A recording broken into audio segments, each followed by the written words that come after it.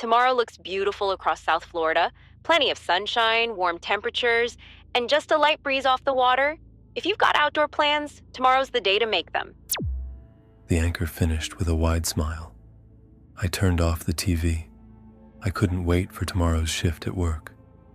Not necessarily because I love my job that much, even though I can't complain, but because tomorrow was the first day of training for my childhood friend. Tyler and I had known each other since we were 5 years old. We lived door to door on the same street in Hialeah, went to the same school, walked home the same way, spent nights at each other's houses, and did things I still would rather not describe in detail. We were best friends. We got into trouble together, hit on girls at parties, and backed each other up through everything. Through all of high school, we had one plan.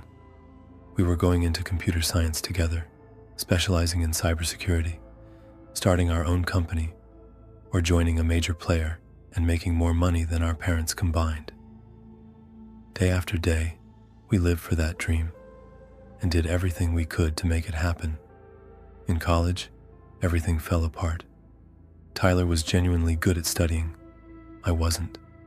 One failed exam, then 2 more. I decided to repeat the year. Tyler supported me the whole time.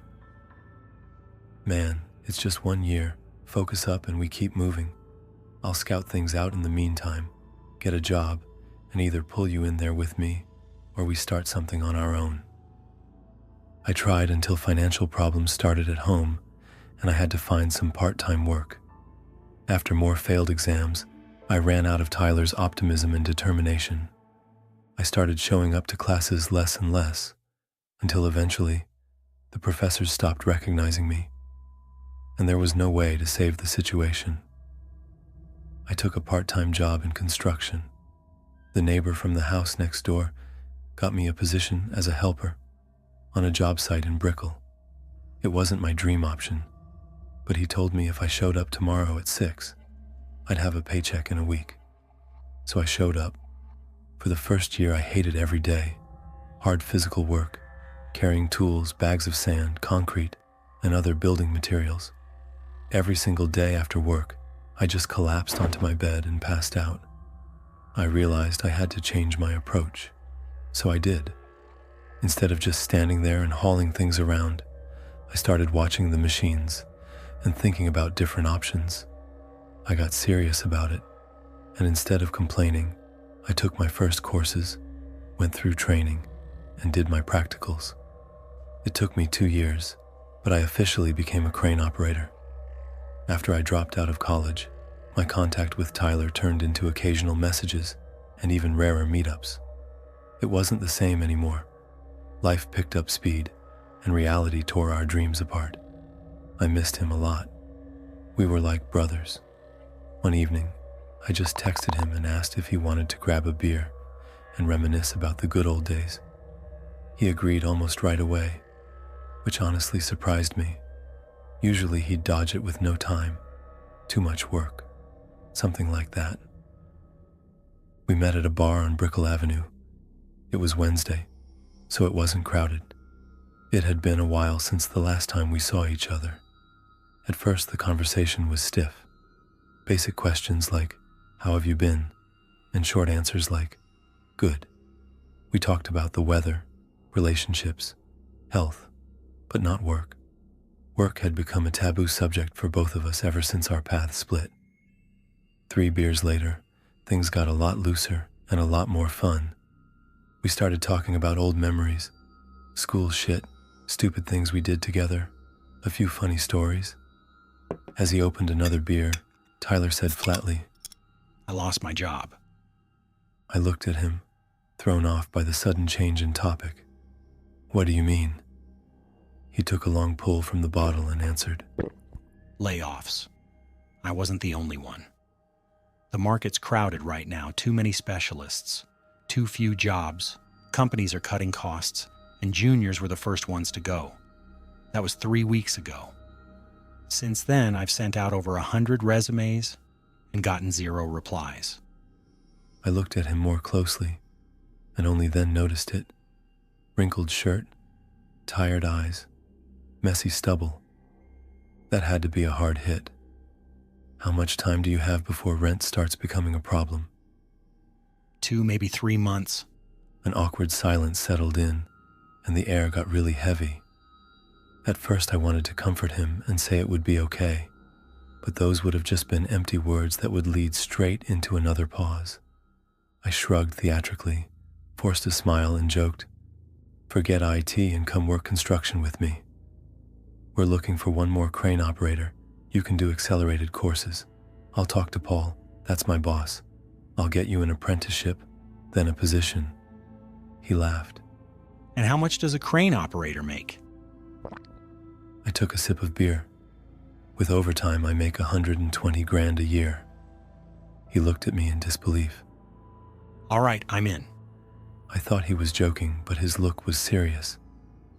You mean that? Absolutely. Man, 120 grand a year?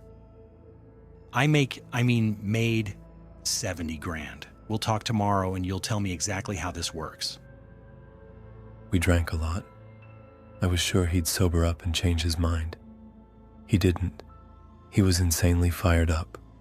For the next 6 weeks, he went to classes, medical exams, and handled all the paperwork. Paul wasn't thrilled at first.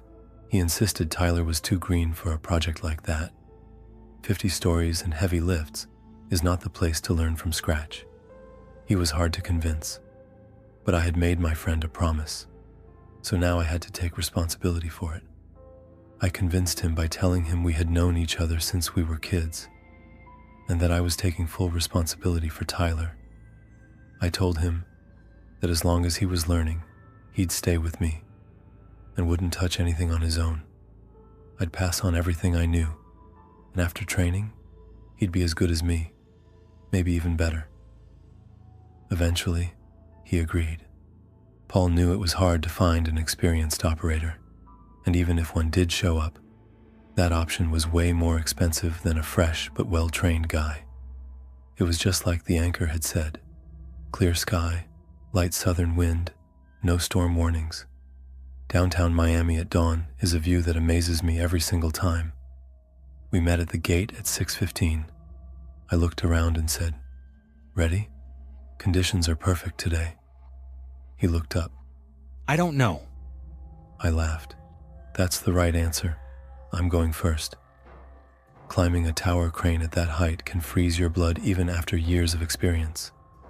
Usually, people with no experience still talk, ask questions, and joke around for the first 60 to 100 feet up. Above that, they go quiet. Once you've climbed a third of the height, every little gust of wind feels 10 times stronger than it does on the ground. Every gust feels like an invisible force trying to rip you off the structure. The higher you go, the more you feel the whole thing working and swaying. The metal gets colder and damper, even in full sunlight. Above 160 feet, you feel like you have control over nothing anymore. That's the height where your survival instinct starts going insane and begging you to get back to the ground. Tyler had gone quiet at 130 feet. "Don't look down," I said without turning around. "Look at my boots. That's it. Nothing else matters to you, understand?" He didn't answer. When we got into the cab, he sat down and didn't say a word. He just stared at the cab floor. "You okay?" I asked, amused. Jesus, He said quietly, slowly raising his eyes. I walked over to him and said, putting a hand on his shoulder, "Look around, man. Look how beautiful it is up here. Do you feel that unreal feeling?"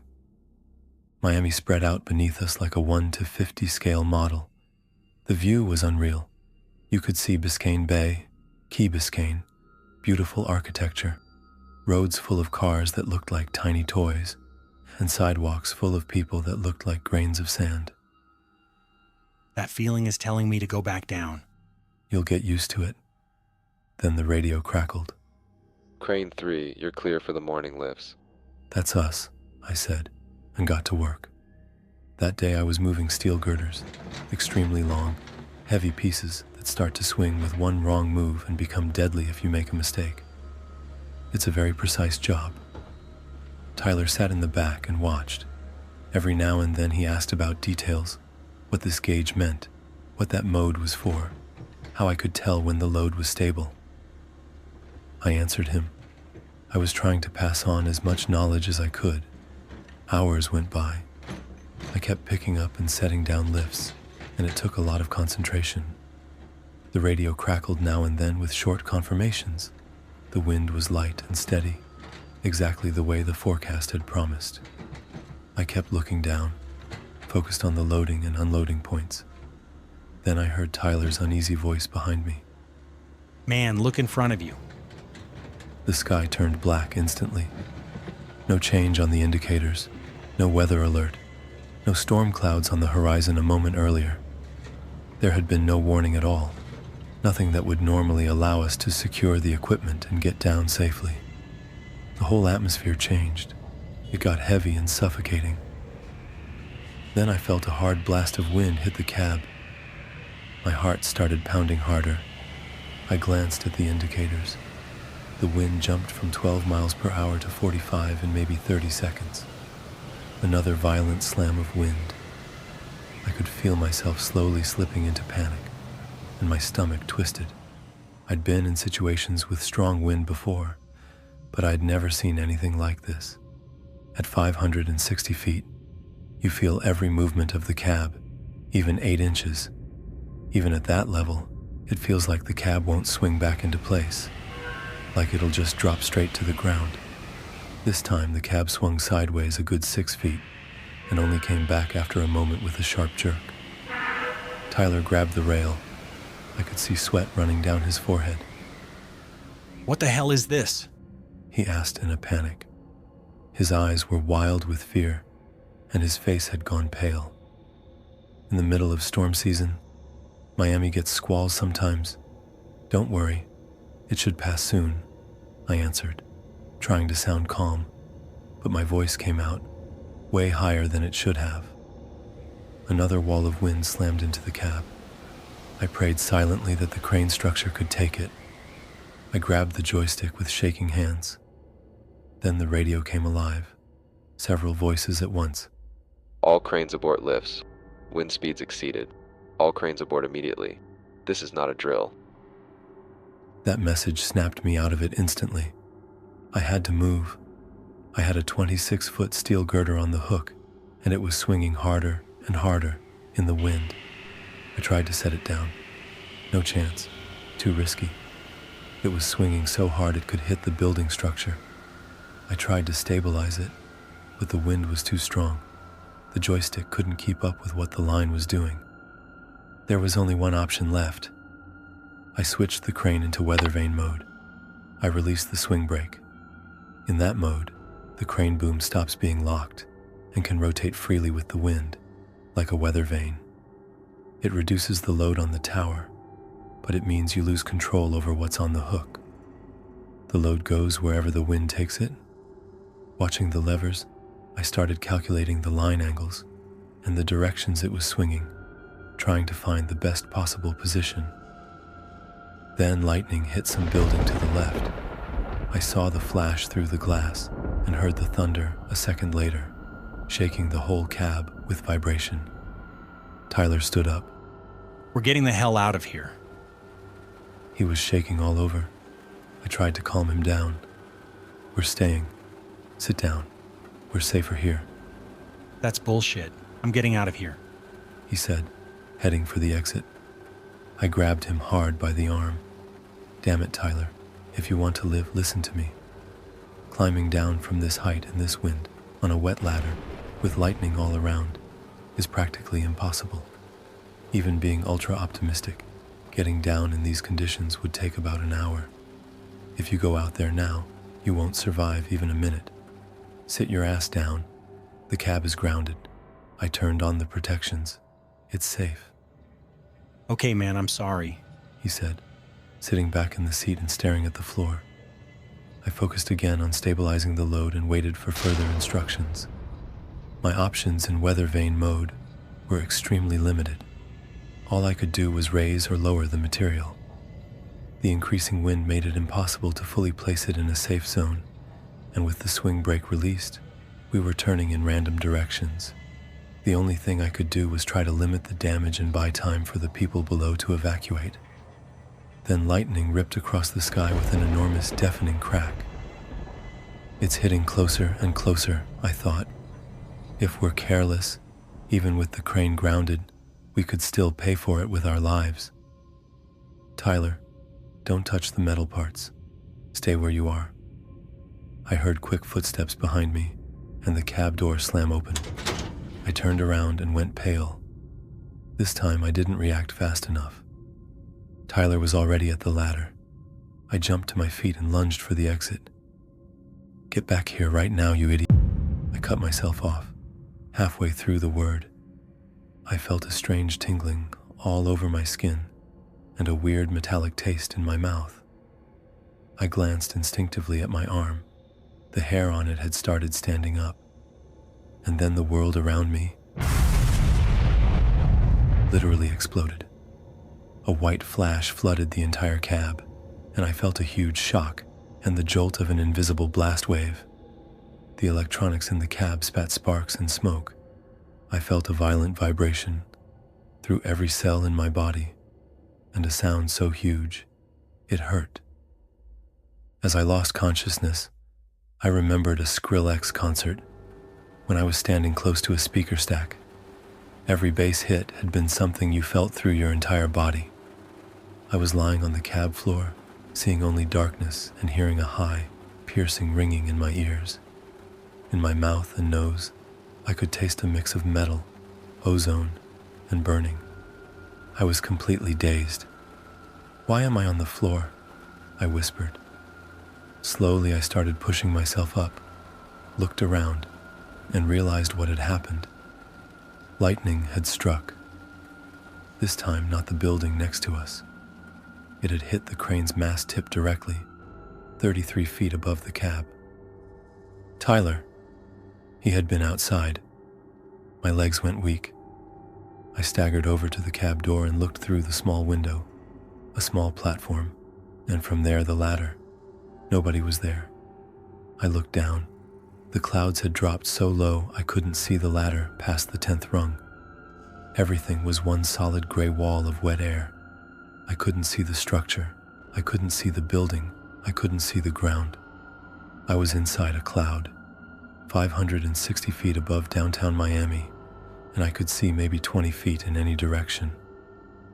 I felt tears running down my cheeks. I leaned out and shouted in a breaking voice, "Tyler!" The wind took my voice. There was no answer. Nothing but the sound of rain against steel, and the constant low howl of wind through the lattice. I shut the cab door. The radio, or what was left of it, was breaking through the static in fragments. Loose load on 3. Watch it. Rapid evacuation. Watch the load. I felt another hard hit of wind against the cab. Then the cab lifted slightly upward. I heard a muffled impact from below. I knew what that meant. The load, 8,000 pounds of steel, hanging on a swinging line in wind, far beyond safe limits, had finally come loose and hit something below. Suddenly a scream came over the radio. "Oh God, oh God, oh God."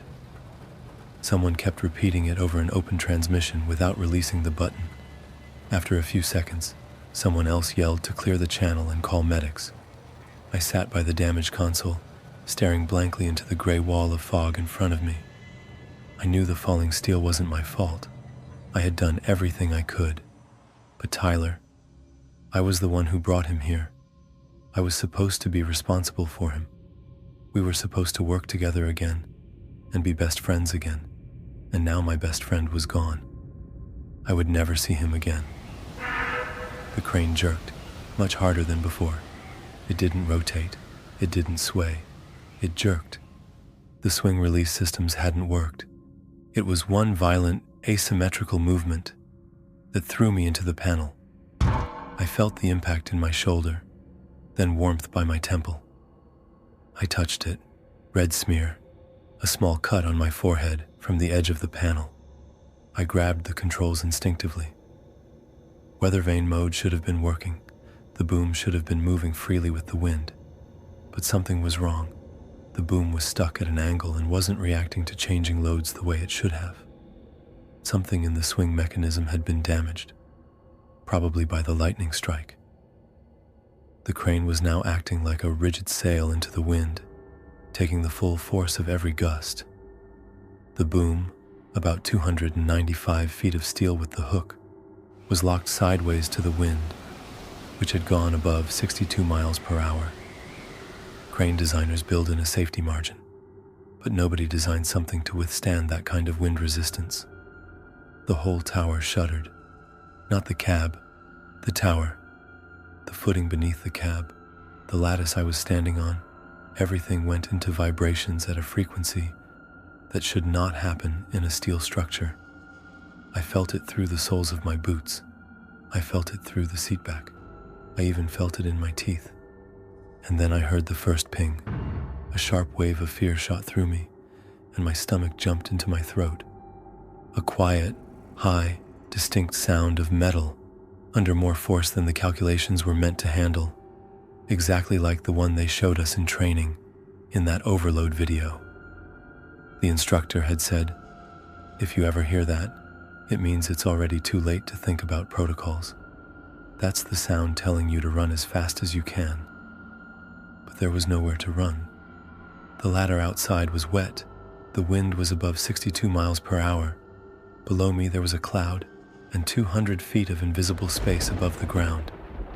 On top of that, there were flashes and thunder nearby. Climbing down in those conditions wasn't a risk. It was a sentence. I leaned forward in the seat and felt my fleece stuck to my back. I looked at the radio, hoping for something about rescue, but it stayed silent. The console was half burned out. Then it hit me, my phone. I reached into my pocket and pulled it out. The screen was lit, but no signal. At 560 feet, in the middle of a storm cloud, surrounded by steel that had just turned into a perfect Faraday cage, cutting off any possible signal.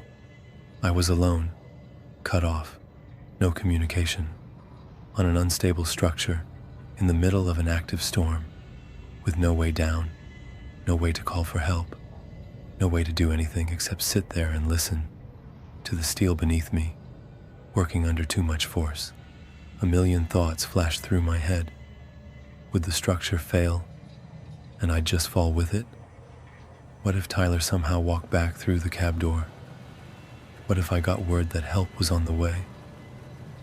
I knew the first possibility was the most likely. With every gust, the structure leaned more and more. Conditions made it impossible to send a rescue crew.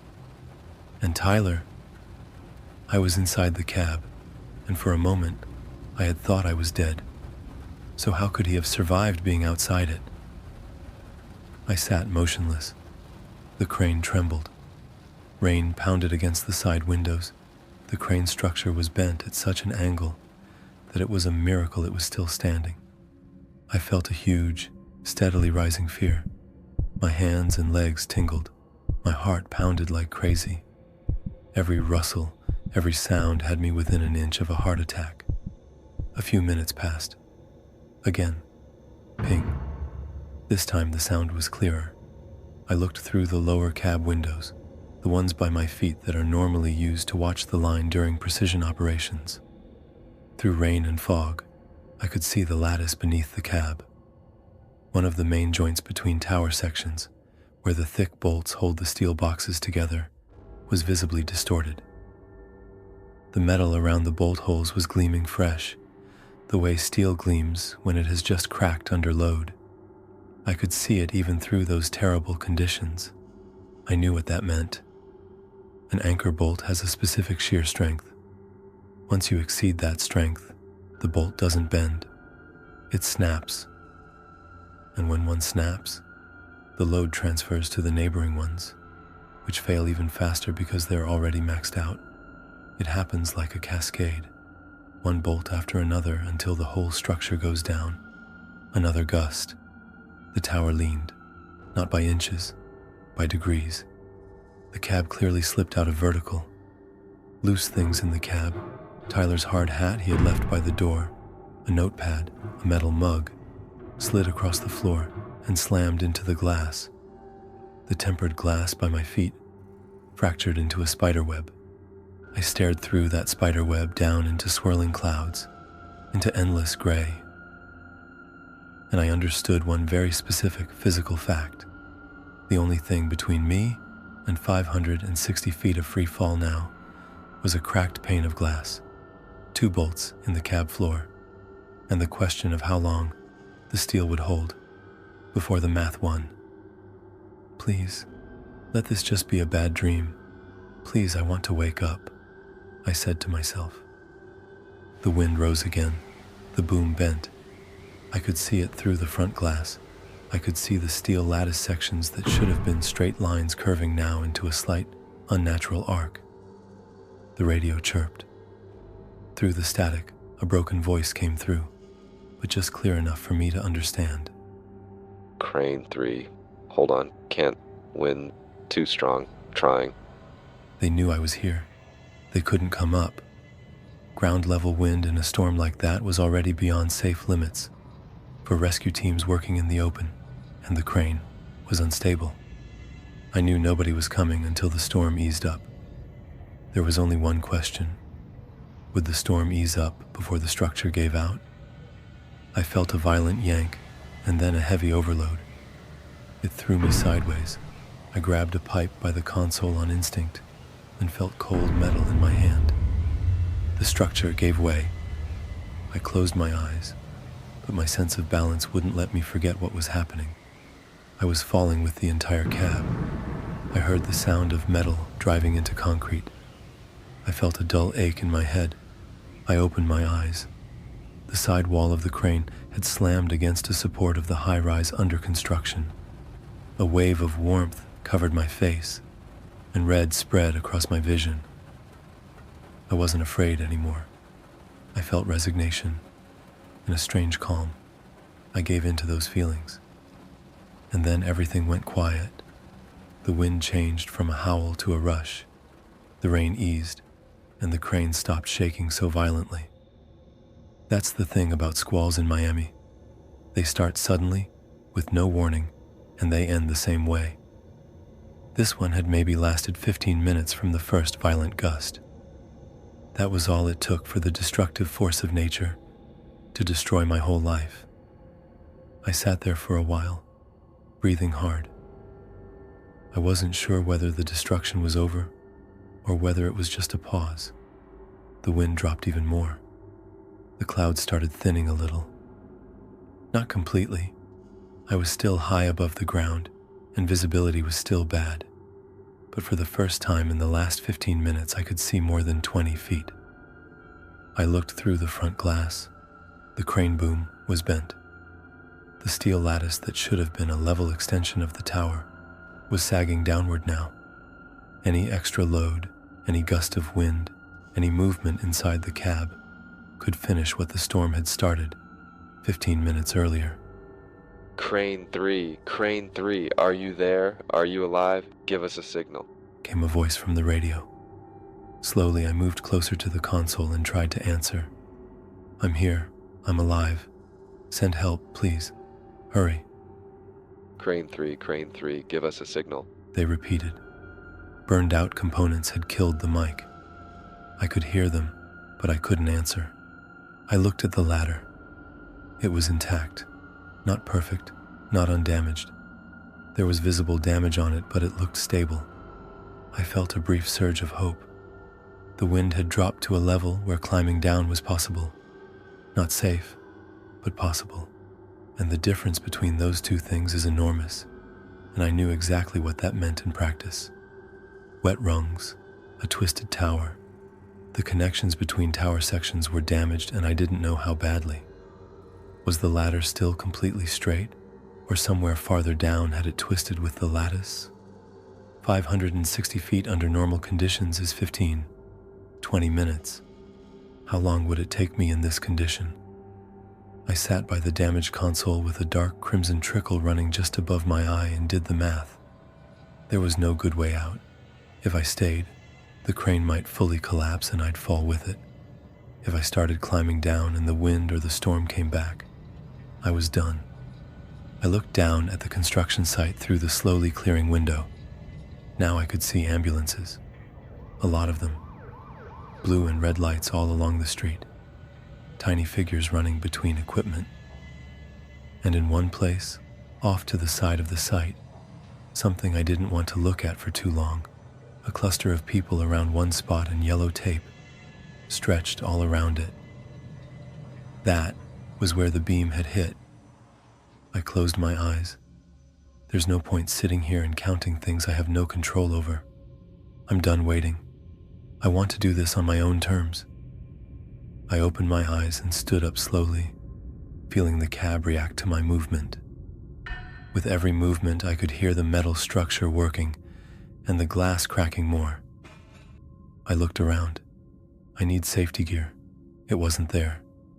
There was really nothing left in the cab except me and the things bolted down. Everything else must have been thrown out when the crane tilted. My stomach twisted and my heart climbed into my throat.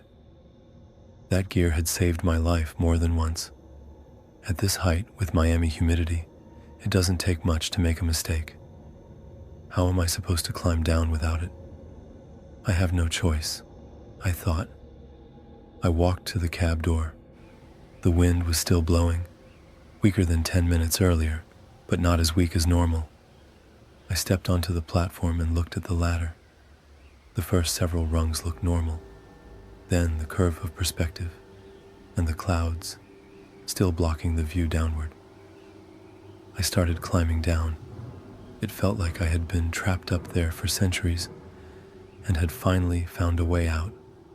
Even with the fear, it felt good because it meant I could do something better than being sentenced to the mood of the weather. Every rung was wet. The gloves helped, but the metal was slippery. In that way you feel in your hands is a lack of friction. 1 rung, 2, 10, 20. I counted them so I wouldn't focus on the height and the damage to the structure. Then I felt sudden gusts that lasted maybe 2 or 3 seconds. The wind hit me unevenly. I remembered I had no fall protection, and my head started to spin. I grabbed the ladder tighter. The panic made it hard to breathe at all. My forearms were burning from the effort. I was maybe around 460 feet up. I kept climbing down toward the ground, when suddenly I felt something that made my heart stop for a split second. A rung was missing. One leg hung in the air, and my other foot slipped off the rung I'd been standing on. I held on tightly with my hands, and quickly pulled myself onto the last section of ladder that was still intact. I looked down.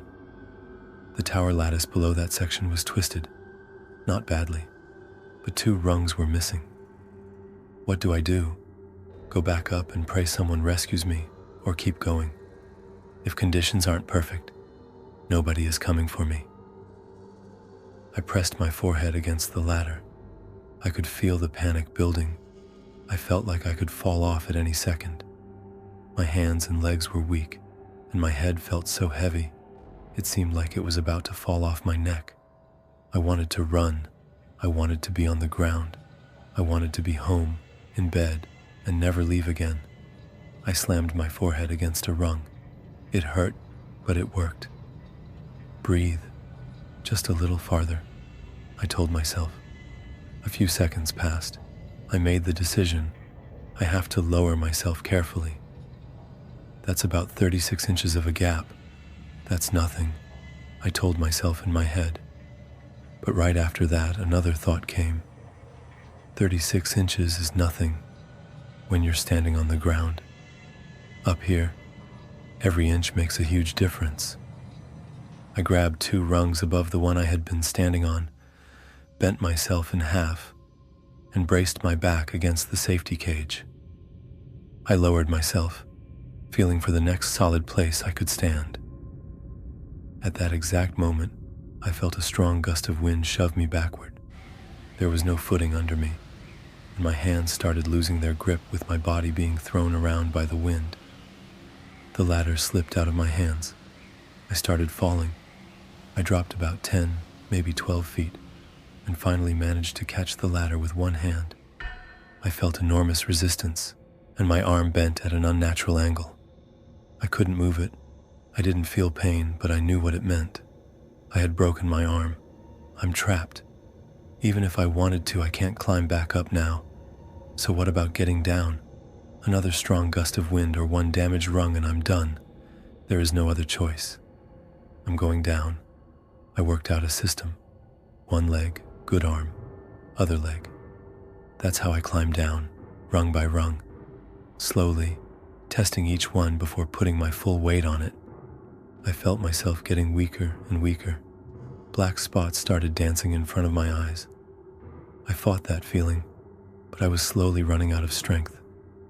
Then I heard shouting. A human voice, distant but clear. Then more voices, ambulances, rescue teams setting up beneath the tower. I couldn't answer them. I wasn't capable of yelling. All I could do was keep climbing down, but that gave me new energy, a new reason to move. They're down there. If I get a little lower, they'll help me. One rung, then another. 420 feet, 390, 330 feet, 260. The wind hit again, short, maybe 5 seconds. I pressed myself against the ladder as hard as I could, my cheek against the cold, wet metal, with every cell in my body focused on not letting go. My body had started shaking. Every muscle fiber was begging me to stop. My pain threshold had already gone far beyond anything I knew I could handle. You're close. You can do this. I kept repeating over and over. 330 feet. 260. At 230 feet, I could clearly see the ground, the construction site, the crews, the trucks. I could see actual people. I could see them looking at me. I could see someone with a megaphone, even though I couldn't make out what he was saying. 200 feet, 160, 130. My legs were shaking from exhaustion and pain. Every next rung, every movement sent sharp pain through my entire body, starting from my injured arm. At 65 feet, someone climbed out onto exterior scaffolding. You're safe now. Put this on, he said, holding out a harness clipped to a safety line. I started crying with relief. I felt a huge wave of it. I wanted to tell him I couldn't take it, that I only had one good arm, and that he needed to help me onto the scaffolding, but I couldn't say anything. I suddenly felt weak. I wanted to ask about Tyler, about Paul, about the steel beams that had fallen, whether anyone was hurt, but the adrenaline finally dropped completely. Exhaustion won. Total physical depletion won. Every emotion I had inside me won. I felt myself black out for a split second. I could still feel my good hand slipping off the ladder. I felt weightlessness, the free fall. I could feel it, but I couldn't do anything about it anymore.